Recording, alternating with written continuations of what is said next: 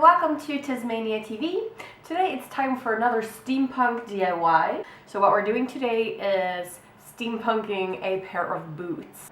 These are the boots that I have chosen, and I've chosen them because they're raggedy and old and super worn, as you can probably tell. But I really like them, so I thought it'd be cool to give them a last chance and spiff them up a little bit.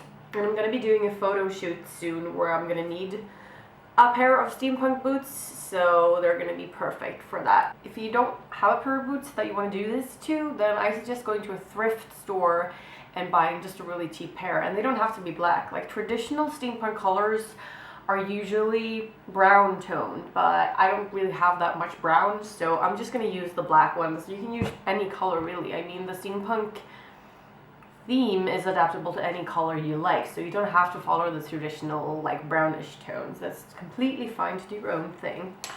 And as before, I have a bunch of little buttons that I just picked up at my local craft store or sewing utensil store that I'm going to be attaching to the boots. So let's get started with the steampunking, shall we?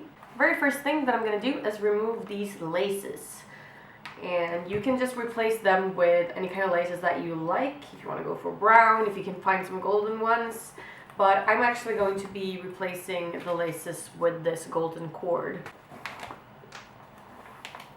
The lace has now been removed. And if you're using regular thick lace to replace the lace that you removed, I recommend waiting until the very last minute to lace the shoe. But since I'm using this really thin elastic cord, it's not going to get in the way of the rest of the stuff that I'm going to do, so I'm just going to start by lacing my boots with this.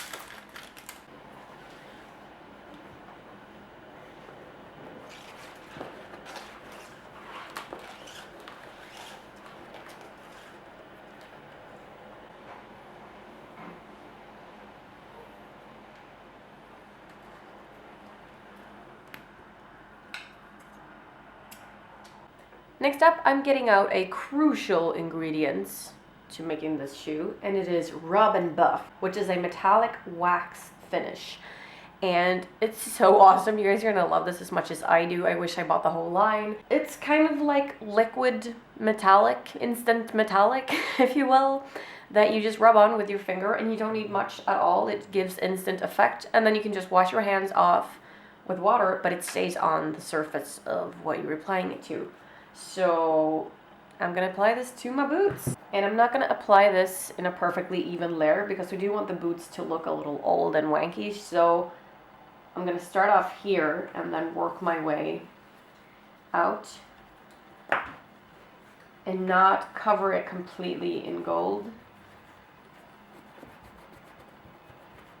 But just want to like reach that worn effect. And you can't keep rubbing it around. Like, once you've rubbed it onto the surface, it's on there. Like, there's no more. I need to get some more from the tube. So that's how it works. And how cool is that? And the shade that I'm using is called Antique Gold. So I'm just going to work this into the whole boot. And this is fun. Like, this is probably the best part of the process, if you ask me.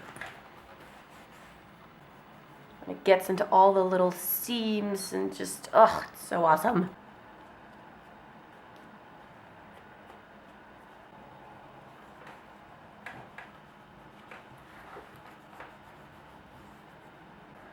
I know that Rub and Buff is sold in like craft stores and stuff, probably in the US and then the UK, but we don't have it here in Sweden as far as I know, so I just got mine off of eBay.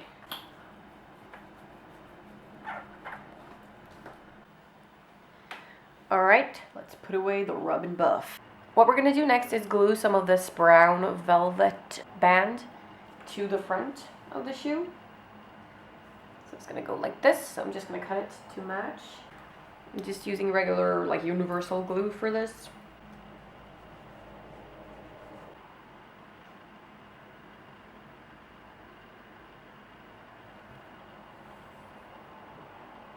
I'm also going to add a strip of this elastic cute little band or ribbon. And gluing.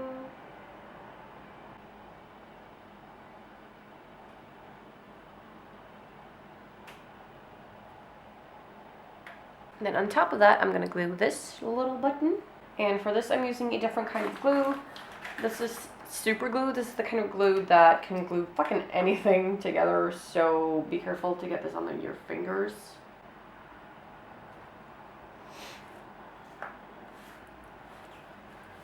Going back to the first kind of glue again, I'm going to be gluing this big metallic button to the back.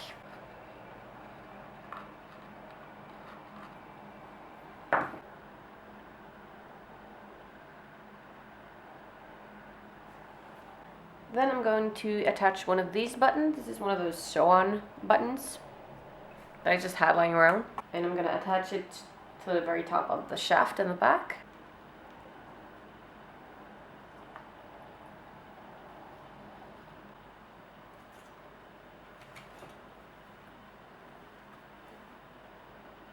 And then, my friends, our boots are done.